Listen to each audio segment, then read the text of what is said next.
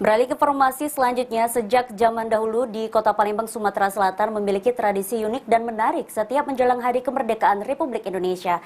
Mainan kapal atau pesawat yang ada telo abang ini banyak ditemui di sepanjang jalan Kota Palembang, salah satunya di Jalan Merdeka Palembang.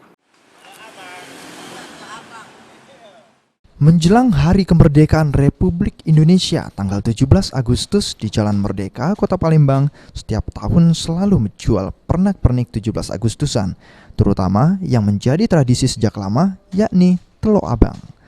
Telo abang merupakan telur yang direbus dan diberi warna merah dan dipasang di kapal atau pesawat. Awalnya, tradisi ini merupakan peringatan ulang tahun Ratu Wilhelmina dari Belanda saat Palembang dan Indonesia masih dijajah oleh Belanda.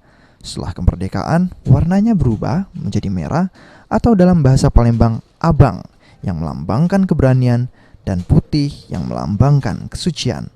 Zaitun, salah seorang penjual telo abang di Jalan Merdeka mengatakan, walaupun 17 Agustus masih beberapa minggu lagi, namun semarak menyambut 17 Agustus dengan menjual telur abang sudah mulai dilakukan.